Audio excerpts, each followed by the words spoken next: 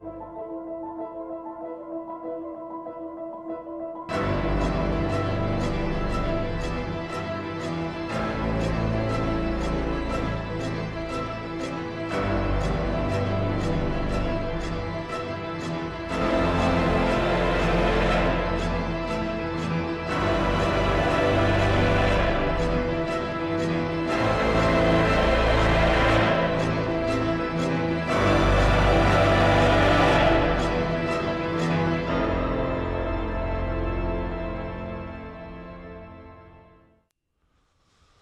poursuit bien sûr avec notre collaboratrice Andrea Lossière. Comment ça va aujourd'hui? Ça va quand même bien. Ça va quand même bien. On a beaucoup de films, beaucoup de nouveautés à présenter ce matin. Puis des gros titres aussi qui sont très attendus. Oui. Mais on va commencer avec un film d'action au niveau des nouveautés cinéma. Le film Hostile, de quoi il s'agit? Oui, en fait, j'ai pas eu vraiment beaucoup d'informations sur le film, là, alors je peux pas beaucoup le présenter. J'ai essayé de chercher, mais on dirait qu'il y a comme tellement de films d'action avec le même nom que c'est difficile de trouver en quoi c'est composé. Mais c'est vraiment une nouveauté du jour, ça? Oui, ça sort ça aujourd'hui? sort le 8 avril en fait, au cinéma. Faut dire que cette semaine, au niveau cinéma, là, il y a pas. La semaine passée, il y a eu Allégeance. Oui. Mais il n'y a pas eu beaucoup de sorties cinéma. Là, on est comme dans une pente creuse de sorties. OK. Alors, moi, j'explique ça comme ça. Il y a des tops. T'sais. On a eu Star Wars, on a eu Batman vs Superman. Il y a Noël. Là, on descend un peu. Puis Mais là, c'est on ça, va mais remonter. tous ces gros films-là sont encore à l'affiche. Donc, Oui. il y a quand même beaucoup de choix actuellement au cinéma. Il y a un peu moins de sorties de ce temps-ci, mais on comprend Mais ça avec va tout ce qu'il y a. remonter avec l'été. Absolument. On a un film de comédie présentement à l'affiche qui sort le 8 avril aussi également, je crois. Oui, ça sort tout le temps le vendredi. Le vendredi pour le cinéma. Donc, La Patronne, de quoi est-ce qu'il s'agit? En fait, ça met en vedette Melissa McCarthy, qu'on voit très souvent dans les films de comédie. Kristen Bell, Peter Dinklage et Kathy Bates, évidemment, il y en a d'autres. C'est l'histoire d'une patronne, d'une femme d'affaires qui est peut-être pas nécessairement pas bonne, mais a eu quelques magouilles dans son entreprise et elle s'est fait, en fait, emprisonner, là, pour dire, là. Puis c'est léger, là. C'est pas une grosse affaire de magouille d'entreprise, c'est une comédie. Alors, elle se ramasse en prison, après ça, c'est sa sortie. Elle veut se recréer un nom, en fait, puisque elle est peut-être mal vue après tout ça. Alors, ça risque vraiment d'être très, très drôle. C'est quand même des gros noms, là, quand on parle... Ben, cette comédienne-là, on la voit de plus en plus dans les grosses comédies américaines, hollywoodiennes. Kristen Bell aussi, qui est quand même très populaire. Alors, ça risque d'être vraiment très drôle. Donc, un film à surveiller à l'affiche dès vendredi. On parle d'un film français ce matin. Les amateurs de comédie française connaissent tous la série Les Visiteurs. Le tome 3, enfin, en cinéma. Alors, mettant en vedette Christian Clavier, Jean Renaud, Franck Dubosc. Alors, cette fois-ci, ils sont bloqués, en fait, dans la Révolution française. Alors, on retourne dans le temps, ils sont bloqués là. Alors, on sait bien que cette époque-là n'était pas nécessairement très... on va le dire, là, c'était pas facile, c'était une révolution. On veut pas, c'était difficile, mais ces acteurs-là amènent quelque chose. J'ai vu des bandes annonces, puis ça risque quand même d'être assez drôle. Là. Ça va être assez drôle, j'en suis convaincu. Donc, le retour de Godefroy sur le grand écran. On parle également d'un film, en fait, les films qui sont toujours à l'écran. On a bien sûr Batman contre Superman, tu l'as vu? Non, pas encore. Ben, j'ai comme pas pu y aller avec tout ce qui est arrivé dans ma vie. Parce que là, on le voit pas, mais présentement, il y a une patte dans le plâtre. Oui. Donc, alors, ça limite les sorties un peu. Un peu, puis avec le froid, la glace, hein? Déjà que c'est dangereux, avec un plâtre, c'est l'est encore plus. Alors, on garde quand même là, des super bons films. Assaut sur Londres, qui est encore là. Batman vs Superman, que j'ai vraiment très hâte de voir pour voir qui va gagner. Mauvaise herbe, un film québécois. Alors, qui a une comédie là, avec un peu de drogue et tout. Là. Oh! On- D'où l'expression mauvaise herbe. Zootopie qui est encore là. Oui, oui. Alors, très populaire. Zootopie qui est un de tes coups de cœur des Oui. dernières semaines. D'ailleurs, on en avait parlé. Également, ça, c'est pour le cinéma. Il y a également les sorties DVD à surveiller. Et ça, c'est le mardi. Donc, aujourd'hui, on aura à l'affiche, on pourra se procurer dans les clubs vidéo, les magasins, le film Amiral, un drame historique. De quoi il s'agit? Oui, en fait, c'est l'histoire des Pays-Bas au 17e siècle, quand que l'Angleterre était contre les Pays-Bas, quand que la France était contre l'Angleterre, quand que tout le monde était contre tout le monde. Et moi, j'ai commencé le film, j'ai plus ou moins accroché. Pourtant, la recette, je trouvais qu'elle était quand même assez bonne, du point de vue que c'est historique. Moi, j'aime beaucoup ça. Mais il manquait un petit quelque chose là, qui avançait, mais c'était super bien expliqué. On voit l'histoire d'un amiral qui passe sa vie sur mer, les tristesses de la famille aussi, du point de vue qu'il est tout le temps parti et tout. Alors, c'est très bien fait. Les images sont vraiment, vraiment belles. Là. C'est un drame historique, alors il faut bien s'attendre à un peu d'histoire aussi.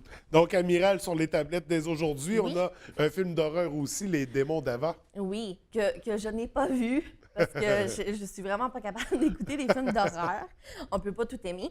C'est l'histoire d'Ava Dobkins qui a vécu en fait un exorcisme et c'est son histoire après.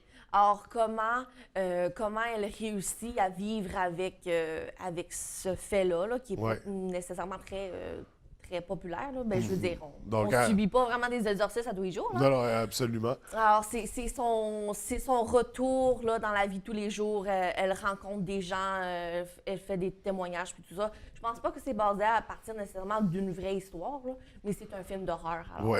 Évidemment. Donc, on comprend qu'il se passe encore quelque chose malgré le fait qu'elle ait été exorcisée. Un drame, destin volé. Oui, cette fois-ci, c'est l'histoire d'un adolescent, Billy Watt.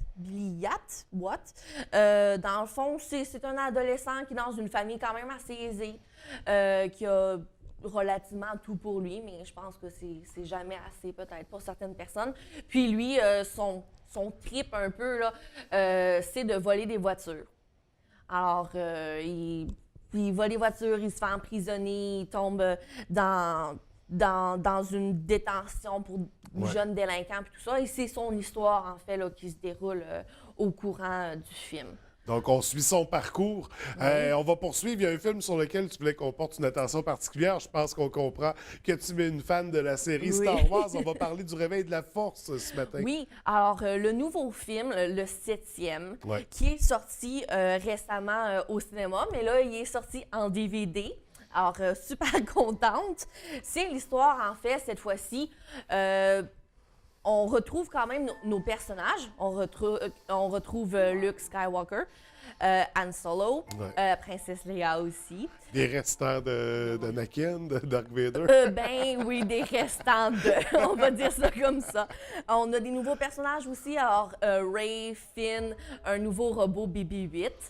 Alors, cette fois-ci, on est à la recherche de Luke Skywalker qui est parti.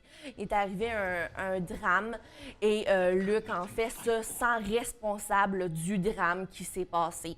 Alors, de fait, il s'enfuit sur une planète, laissant derrière lui 2 morceaux de cartes. Alors, le bon côté et tout, ils ont une partie, là, ils cherchent l'autre partie de la carte pour trouver Luke.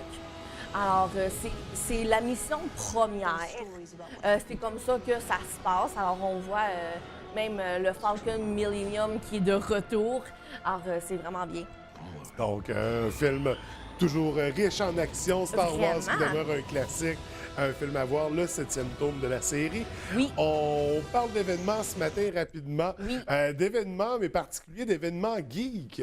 Oui, alors je tenais vraiment à faire une petite introduction sur c'était quoi être geek. Parce que dernièrement, je me suis rendu compte en faisant des recherches puis tout ça, moi je suis abonnée à plein de pages tout ça, que être geek, c'est vraiment très sous-estimé. Puis il y a beaucoup de stéréotypes qui englobent c'est quoi être geek. Quand on parle aux gens, j'ai vu un Vox Pop dernièrement qui dit « D'après vous, c'est quoi être geek? » Et la majorité des gens dit « Ben, c'est quelqu'un qui fait rien devant son ordinateur. » Mais c'est pas ça. C'est vraiment pas ça. Être geek, c'est quelqu'un qui est passionné. Ça peut être de manga, de comics, alors de super-héros, films, séries, produits dérivés. Alors, Jeux vidéo. Oui, jeux vidéo. Mais c'est pas nécessairement le stéréotype de la personne qui reste dans son sous-sol, qui mange du McDo puis qui reste sur l'ordi, là.